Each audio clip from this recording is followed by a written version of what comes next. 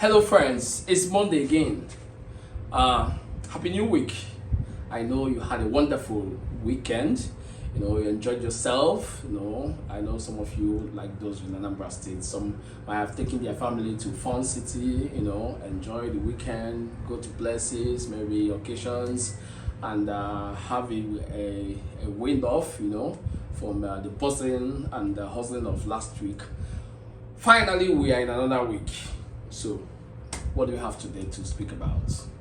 Okay, today I want today to be like an interactive section, in as much as I'm the one speaking, but I'm going to speak in form of the way that you will be listening while I feel your expressions speaking to me as well.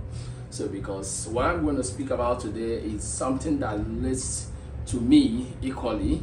So it's something that I'm not going to speak like I know it all. It's something I'm going to speak like what I daily experience, and I know you are experiencing same too, but in a way for us to motivate each other. You understand what I mean? So meanwhile, today is World Pharmacy Day. So for those who are pharmacists, I'm wishing you guys a happy celebration. It's not easy to be a pharmacist, and you are, as a Nigerian, and you are not in tandem with taking medications every now and then. I'm not sure that you are truly a Nigerian because only the economic headache is enough for you to always visit your pharmacist. Okay, so what we're going to talk about today, I actually thought about speaking something that concerns our daily routine, especially in terms of business and in terms of finding both ends meet, daily routine and daily life. So, and that is buying and selling. Buying and selling. That is the concept I want to speak about today. And talking about the buying and selling, there's three basic factors that kind of determine how far the buying and selling of products, of goods, work in the market sector. And those three things is what I want us to talk about today. I know you may think, this guy, when do you study business administration? Now you're coming to motivate us about business, terms and concepts. No, this is something, like I told you earlier, is something that we see every now and then. It's a daily routine. So that's why I'm not going to speak in the terms of being a professional on that, but in terms of an experienced businessman. Okay, so when I talk about the three components or factors that determines buying and selling, or affects buying and selling of goods and services, those components, before I come to that, what do you think is buying and selling? Okay, on a layman's view, you may talk about just going to buy goods and then you sell. Okay, fine, but you just go and just buy? No. You just go and just sell? No. There has to be something attached, and that is value. That is the want or the need of those services. So when it's a kind of an exchange of value, okay, for money, because it's all about money. We are all chasing the bag, and when you're chasing the bag, there's no way you cannot do without buying and selling whatever you're doing. Okay, even if it is service delivery like we do, or products selling itself. Okay, so every of them you have to talk about value. Okay, so and the value has to be in both ways. Okay, because the value that you are exchanging is the value that will earn you your money. Okay, and you that is buying as well, you are buying value equally, because if it is not of value to you, there's no need spending that your hard-earned dime to go and purchase it. Okay, so and we have it's like, you know, two hands. We talk about the products, we talk about the services when it comes to buying and selling. Okay, so we know about that of the product. The product is something tangible, something you can see, something you can use, something that you can see with your eyes before you buy. Okay, I know that one is clear. Everybody is much common. Okay, it's just like someone that has a shop at a Coca and went to main market to go and purchase goods or products that he's going to sell in his shop. So that person at that moment, at that point, he's going to go and buy, and then when he brings it to his shop, what next he does, he adds money and then begin to sell. It's a simple layman definition of buying and selling. Okay, so but when it comes to service delivery, you know, I'm going to talk about service in terms of buying and selling. Okay, talk about buying. When you come about talking about services, you're going to talk about earning the experience, because you're going to pay to earn that skill. You're going to put in the time, the work, the effort. That is when you are buying those skills, buying those experience. So in service delivery, in service, when it comes to buying and selling of services, is about an intangible value, something you cannot see. Okay, you are kind of buying something you cannot see with your eyes. You cannot even touch it, but you can feel it. Okay, so so when you get all those experiences, you are invariably buying those services for your own impact, for your own equipping yourself. Let me use the word. Then when you are selling it, you are serving people with that skill you have. That is selling. You are selling it out. Okay, you're saying despite fact they are not saying it, but you are actually selling that what you've learned, and that is the value, because that is what they need. The only difference between the product and service is the service you don't see it, but it's like a promise, it's like an idea. Okay, you come to me, say I want you to cover my event.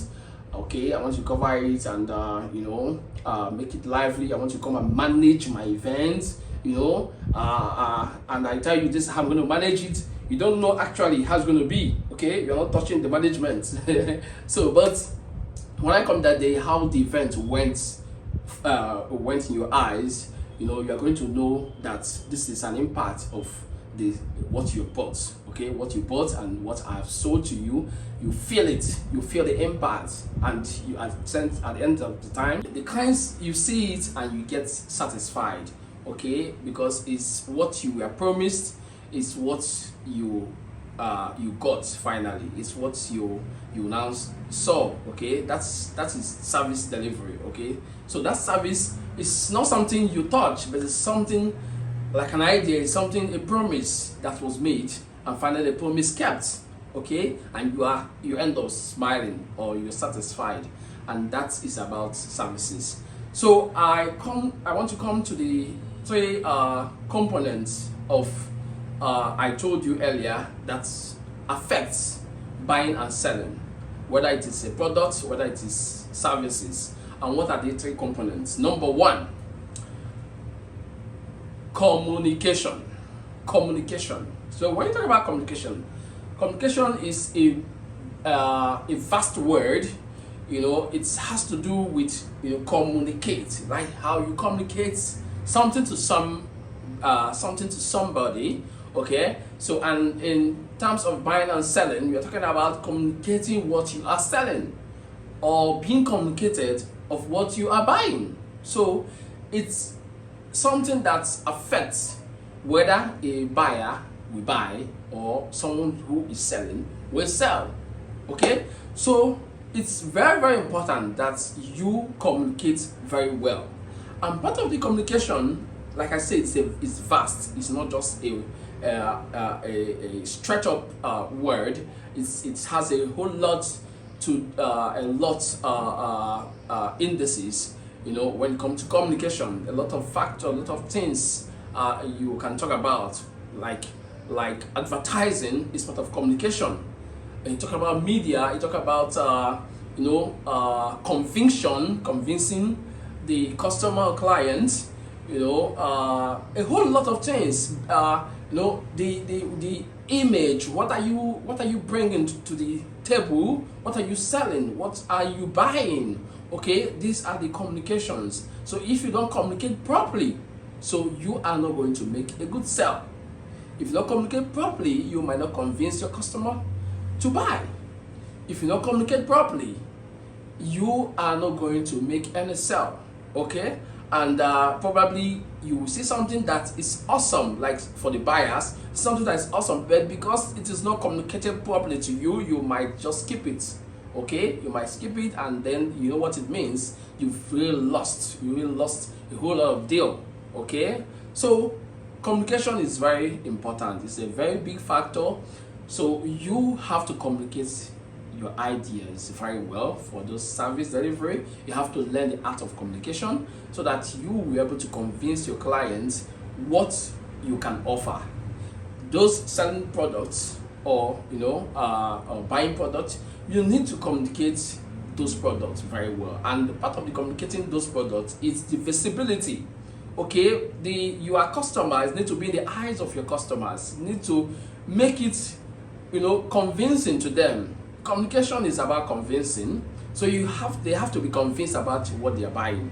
Okay, you have to tell them, you have to put it out to them that this is what this product does. Okay, they have to know the value they are getting from what they are buying.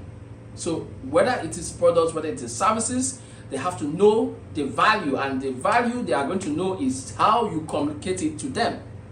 Okay, so I'm not going to go further into it, but I will let you know that it's something you need to know by yourself. It's an experience. Like I said, this what I'm talking about is from the field of experience. So if you don't convince your clients to buy your services, then what are you in the business for? What are you in the business for? So communication, you have to make your work visible, and you have to let them know what these services will do for them, or what these products will do for them. You have to communicate it properly.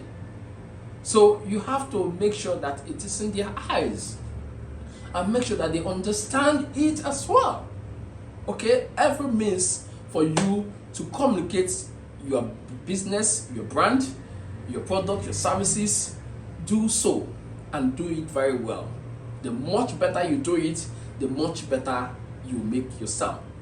Okay, and then coming to second one is image branding. Image branding. Let me call it image branding, or you can simply call it branding. Okay, the way you brand your business, the way they see your business, is the way you are going to make yourself. Okay, so that is why most times I'm an advocate of rebranding. You keep rebranding yourself, you keep improving. Okay, you keep learning more, you keep knowing more, you keep doing better than you used to do.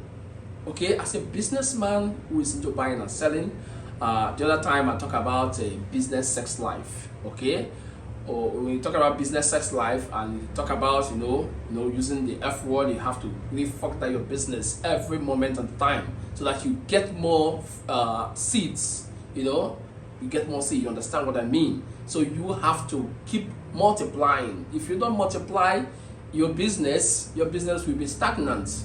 Okay, so you keep doing the right thing, keep improving, keep building more, build more. Okay, keep branding your products or your services. Okay, let them keep seeing that brand. Okay, the more they see the brand, the more they see the consistency, because the branding of a business is not without consistency. You have to be consistent. That is how you create a brand that will register in the minds of your intending clients or customers. Okay, so you keep branding your business. Make sure you brand it in such a way that when they see it, they embrace it.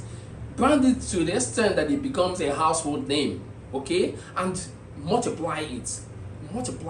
Keep multiplying it. Keep doing the best. Okay, so that is the aspect. So if the branding is not involved, you may find it difficult to stay put in your buying and selling exercise. Let me use the word.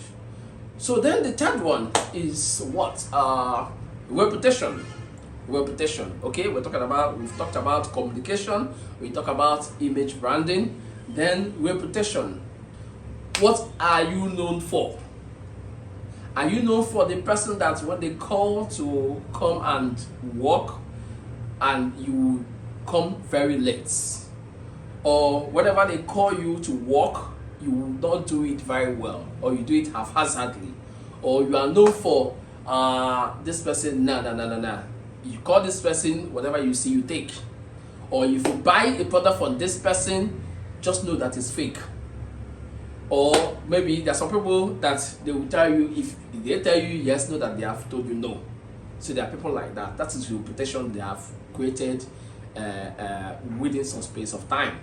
You know, your reputation does not just happen once. It's something you have done over time and people get to know you for it. But if you are known for delivering a quality service, giving a right product, you know, when you buy this tire, you are sure of what you are buying. If you want to buy this, go to this shop. This shop is sure to give you the best quality. This is what they are known for.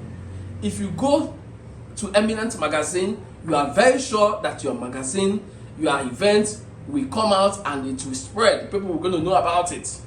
If you go to Eminent Magazine, when they come to your event, they are going to deliver excellently. Their product is excellent. You will get your product if you patronize Eminent Magazine printing and the publication. Oh my God, your publication will look exactly like their magazine. You know what it means? That they are giving you the best. We are giving you the best. So what reputation are you creating for your brand? So if you say you are into buying and selling, like everyone who is trying to make both ends meet has to be buying and selling. So if you are into that, what reputation have you built for yourself?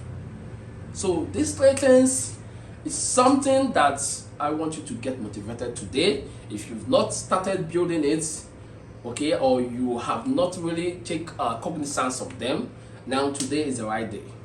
And for the rest of the week, I'm going to tell you that it's going to go very well. So as I wish you a happy new week, and you know, keep being motivated, keep buying, keep selling. Afioma, thank you so much for being part of us. Bye.